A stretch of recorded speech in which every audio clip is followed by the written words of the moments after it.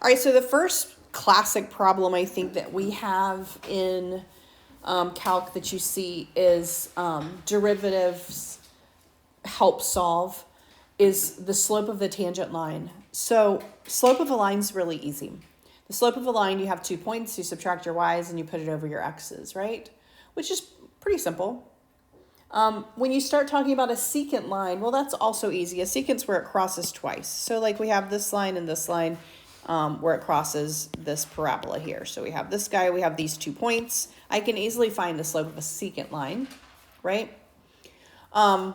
When you talk about slope of a tangent line, then all of a sudden you're talking about a specific, touching it only one time, right here. We want to know the slope.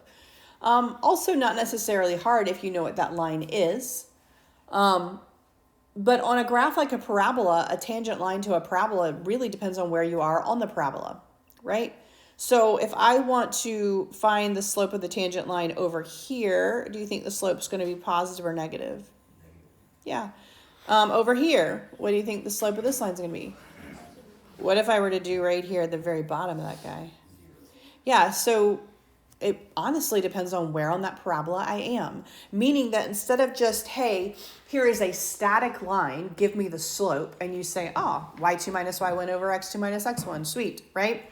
I am now saying, what's the slope of the tangent line at this point on the parabola, or at this point on the parabola, or at this point on the parabola? And all of a sudden, it literally depends where on the parabola I am that slope is. It's going to change.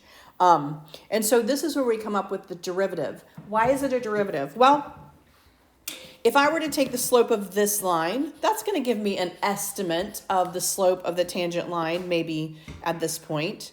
Let's say I put those two closer together, right?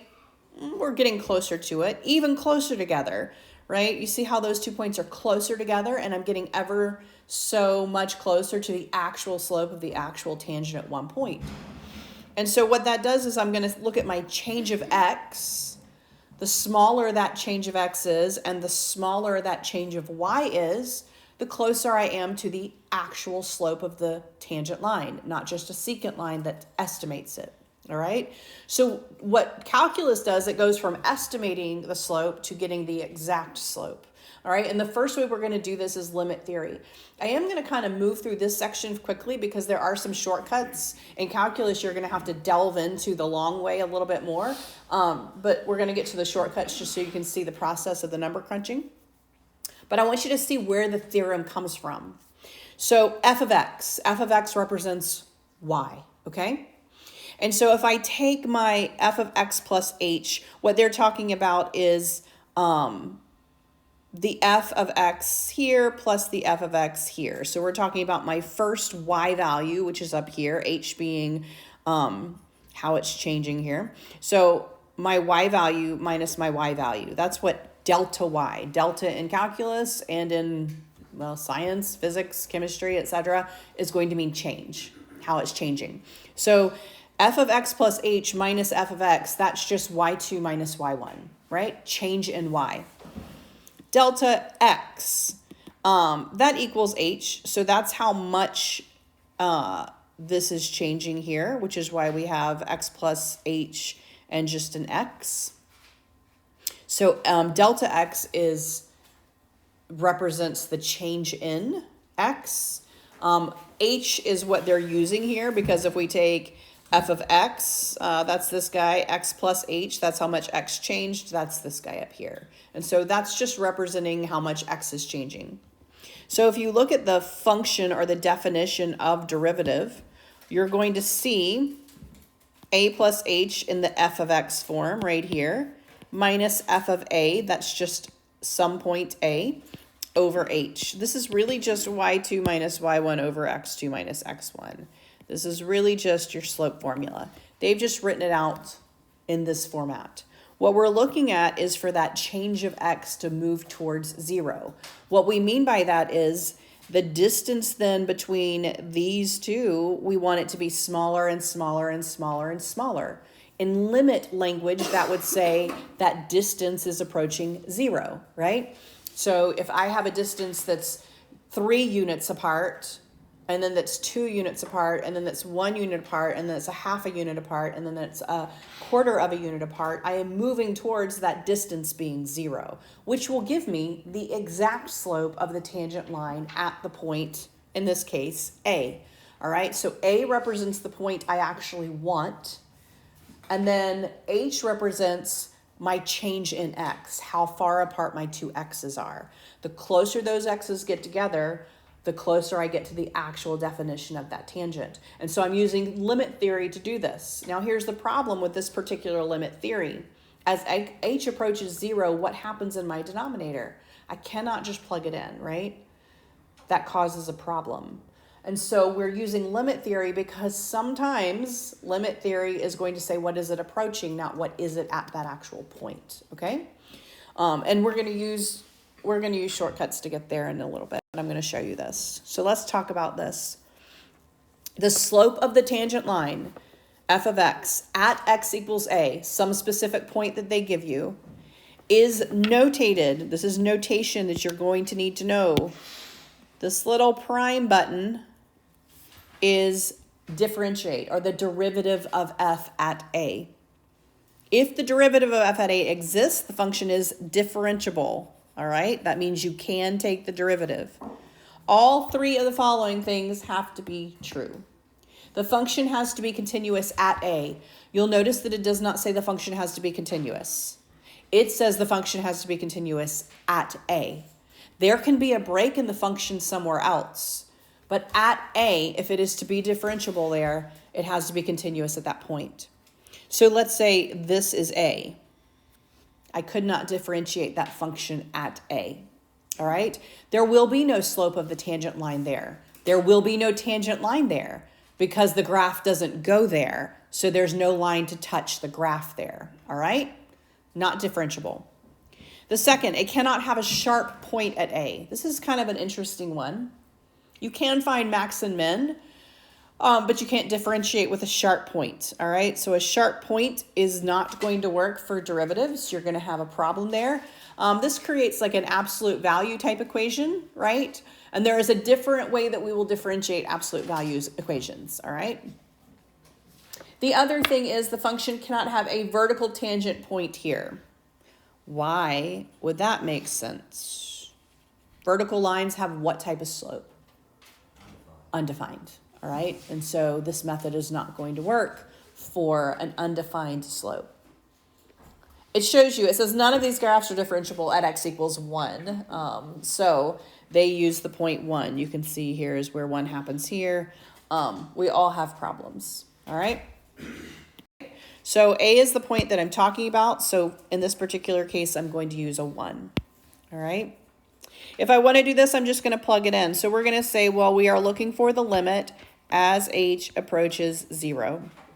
We want to plug in a 1. So f of 1 plus h minus f of 1 all over h. All right? How do I find f of 1 plus h and f of 1? What do I do with something when it's in the f of a format? What do I do with that guy that's in there? So if I want f of 2, what would you do to find f of 2? Plug it in, right? How do I find, like, this is basic, go back to just function notation. How do I find something like that? Well, I say to plug it in. There we go. That's how I find it, right? And that's what I'm going to do. In prior worlds, we would call x plus h or 1 plus h composite. We're plugging in the whole group into that, right? So when I plug this in, this little guy like here is going to go into the entire part of my x squared. So I'm going to say 1 plus h squared minus 4. That is f of 1 plus h. Yes. All right. Minus f of 1. Well, that's just going to be 2, 1 squared minus 4. And then we're going to put an h. Never forget that you are indeed finding the limit. Don't forget him. All right. How do I simplify? What do I do up there in the numerator? In that first group, I'm going to do a method that we used in Algebra 1. It's called foiling, right? Yeah. Foil and distribute. So we're going to foil that guy, and we are going to distribute the 2.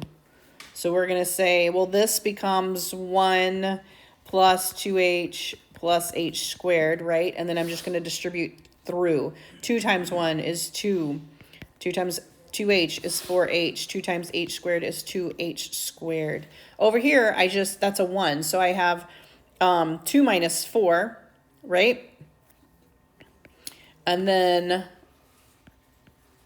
that's minus a negative, right? So plus 2. Everybody see what I did? So here, those are all numbers. We don't have to distribute, right? We just do order of operations. 1 squared is 1. 2 times 1 is 2. 2 minus 4 is negative 2. Minus a negative 2 is plus 2. Pretty straightforward. All right, all over h. And we are finding the limit. All right, what do you think I do in the numerator?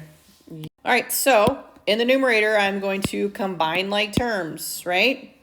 I'm going to put it in standard form just because my brain requires that. So I have 2h squared plus 4h, and then I have 2 minus 4 plus 2. What is that? Yeah, so these just cancel out over h. What do I do now? I can take out an h, right? As long as you can take it out of everything, you're good to go. I can take 1 to 1. There we go. This is just 2h plus 4. I eliminated my problem, by the way. What can I do now with limit as h approaches 0? I can just substitute. So 2 times 0 plus 4 equals 4.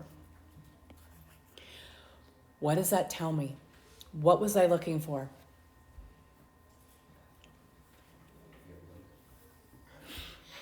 So originally, what was my problem that we were solving with derivatives? The slope of the tangent line at a specific point. If I were to graph this, what type of graph would I have? 2x squared minus 4. What does it look like? What's the picture? It's a quadratic. It's a parabola, okay? Which means if I were to draw this parabola, all right, wherever it may be, it's going to be down here somewhere, right? Okay.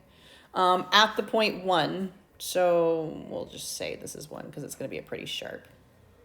And I were to draw a tangent line at the point 1, what they're telling me is my slope would be 4. The slope of that line is positive 4. All right? That's what that told me. So at a specific point on a parabola or on any graph, in this case, this is a parabola, the first problem that you solve with derivatives is the slope of the tangent line. The slope of the tangent line. All right? First of all, there are shortcuts for this method. There are times when your shortcuts don't work, so you never forget this method. But the thing is, by starting with a 1, I really only found the slope at that specific point, 1, all right? If they said, all right, I want you to find the slope of the tangent line at 1 and at 4 and at 7 and at negative 2 and at negative 5. Do you want to do this process 5 times? Because I don't, right? And so the method we're about to do now is, okay, we don't want to do this that many times. We want to come up with an equation of the tangent line. So we want to come up with an equation to find the slope of the tangent line. We don't want to plug in a specific point at the beginning. We want to actually plug it in at the end. So think of composite. When you did composite functions, all right? You plug G into F, all right?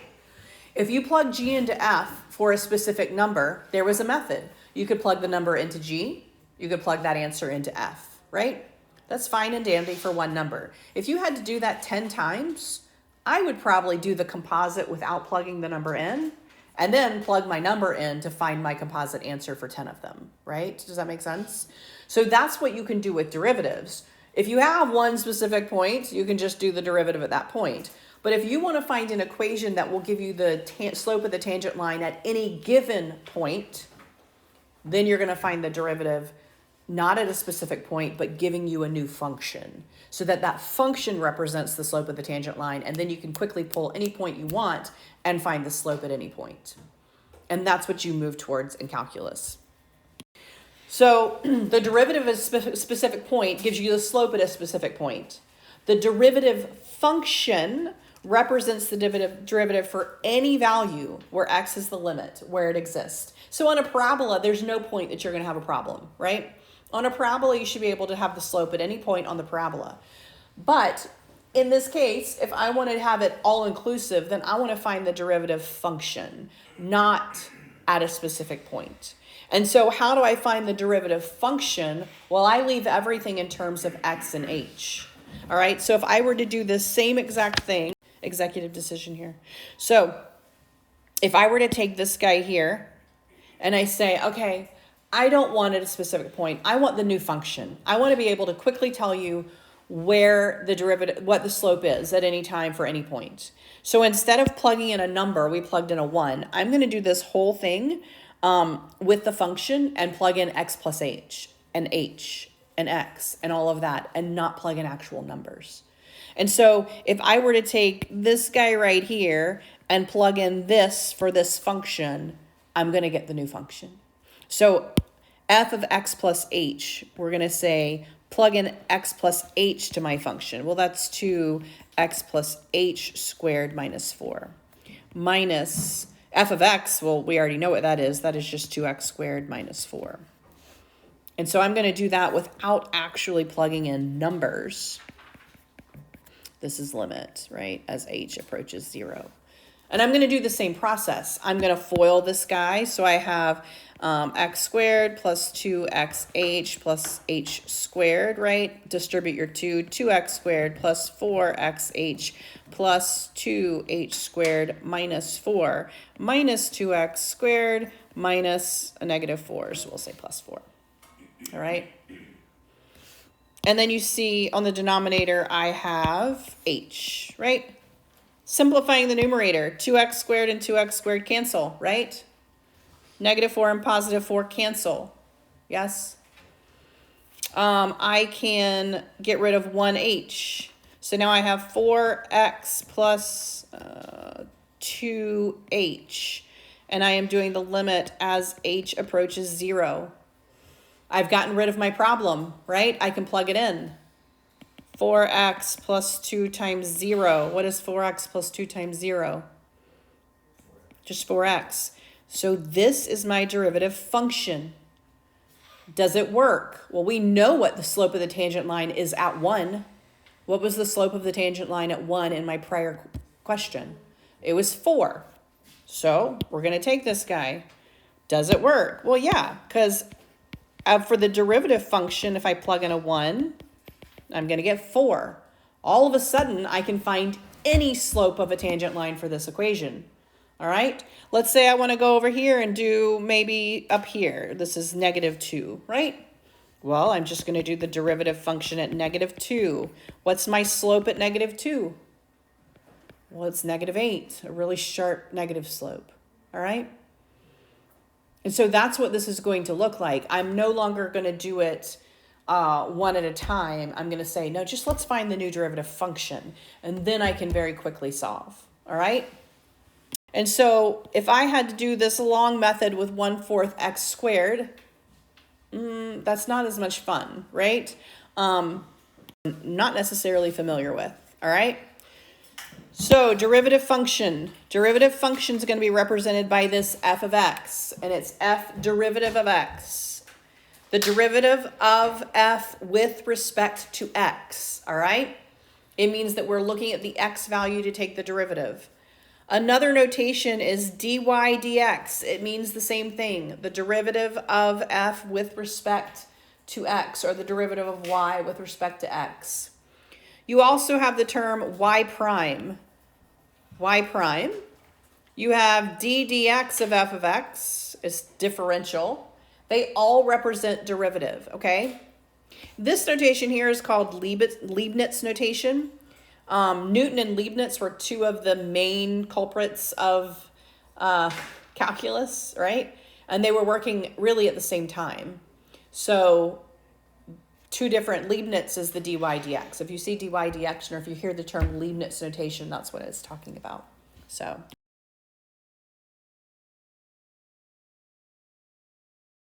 this guy right here and plug it into the original. You want to do him? Because I don't, right? And so that's where you move towards shortcuts for derivatives, which we're going to do in the next section.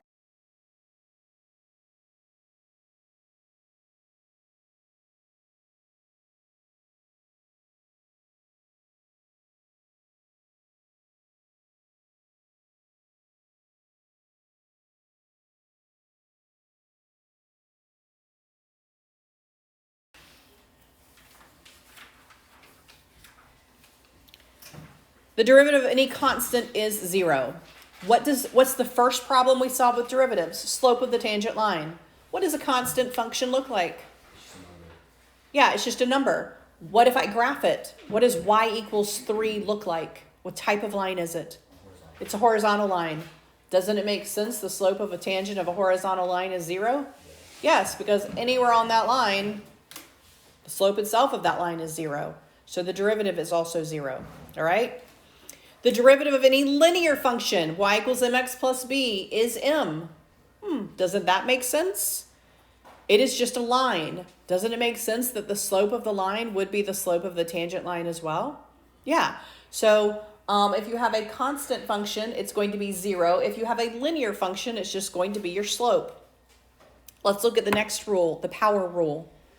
We're finding new functions, derivative functions. The first rule says if I have x to a power, then I can multiply x by that power and subtract 1 from the power, and that will be my new function. Let's think about the one we just did.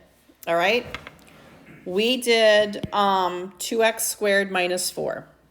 2x squared minus 4. By the way, you can add and subtract derivatives as well. So this was my function, 2x squared minus 4. Let's look at these rules that we just talked about. My derivative, when we did it, my derivative function was what? Well, it was just 4x, remember? So when we did that long method, my derivative was 4x. Let's do the shortcuts, all right? My first shortcut says I can take this and multiply it. So it'll be 2 times 2x, and my new exponent will be 2 minus 1. That's what it says. Multiply by the exponent. Your new exponent will just go down by 1. Subtract. What is the derivative of any constant? 0. When I simplify this, I get 4x. That is the same thing I got when I did the long way, by the way. Multiply by your exponent, subtract 1 from it. You will get your new derivative function. All right, the first one, x to the 21. All right, my rule is I'm just going to multiply by 21. 21, x to what power? 20, all right? Let's look at the next one. When you have something like this, before you take the derivative, rewrite it. How do I rewrite 1 over x to the 6th if I don't want a fraction? X to what power? Negative 6, right? Everybody agree? So then now I want to take the derivative. I multiply by negative 6. Negative 6 minus 1. Negative 7. Don't leave it like that. That's ugly. So my derivative is going to be negative 6 over x to the 7th. I promise that's way easier than the long way. I don't want to do x to the 6th. X plus h to the 6th. All right, let's rewrite the last guy. How do I rewrite a radical? Rewrite him first. X to what power? There you go, 2/3. All right, and then I am now going to take the derivative. 2/3 comes out in front. 2/3 minus 1 is negative 1/3. All right, so 2 ways to write this. Don't worry so much about the denominator being a radical. So we have 3 cubed root of x in the denominator.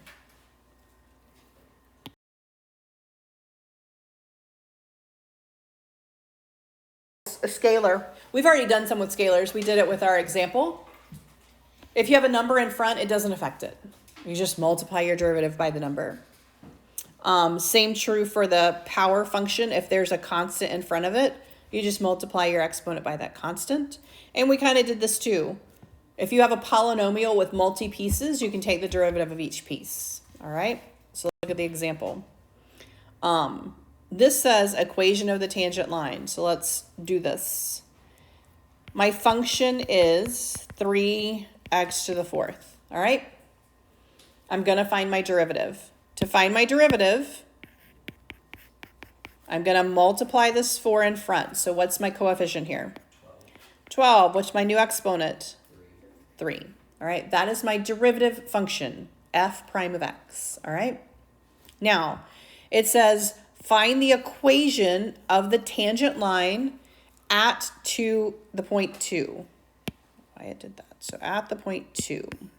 All right. I don't know why it's moving my stuff around. All right. So a couple things we have to do here. We have to know the slope of the tangent line at the point 2. All right. What we have created is the derivative function. If I want to find the slope here, I just plug that into my derivative. All right. So the first thing I need to find is slope. To find the equation of a line, I need slope and I need y-intercept, right? So to find my slope, I am going to plug that number into my derivative. 12, 2 to the third power. All right.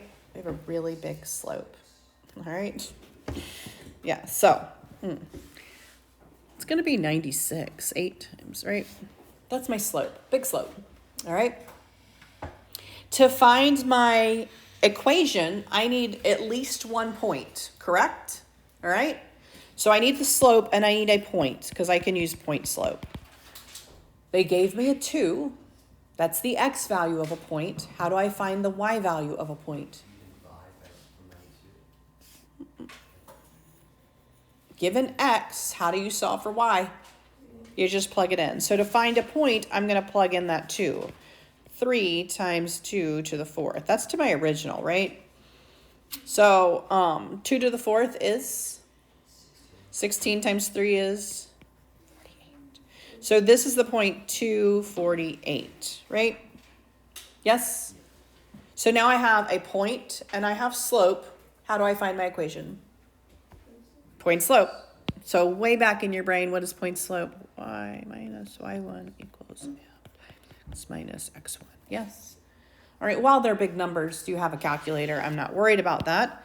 So I'm going to say y minus my y1, that was 48, equals m, 96, x minus x1.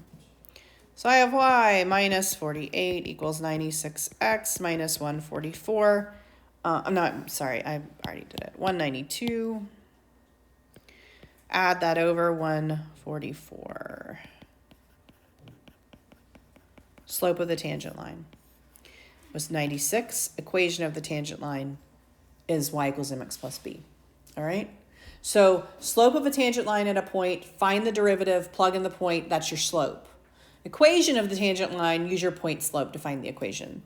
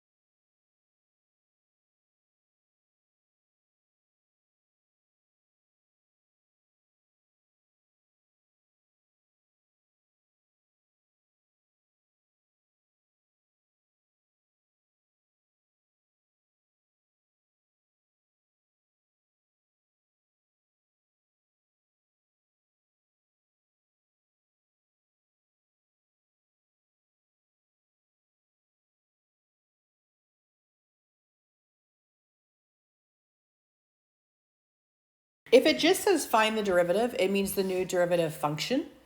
It doesn't matter how big of a polynomial it is. If it's just a standard polynomial, you can take each piece.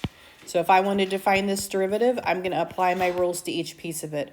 3 times 2, that's going to be 6. My new exponent is drop it by 1.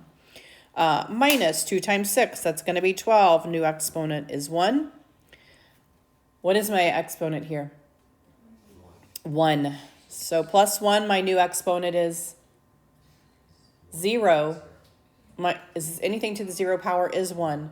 And then this 5, what's the derivative of a constant? 0. That is my derivative function right there. Okay, so a couple things. If it is a standalone variable, your coefficient becomes your derivative. If it is a standalone constant, it completely drops off the derivative because it is 0. So you're just adding or subtracting 0. All right, so polynomials are easy to find derivatives for. Do each piece individually, add or subtract in between.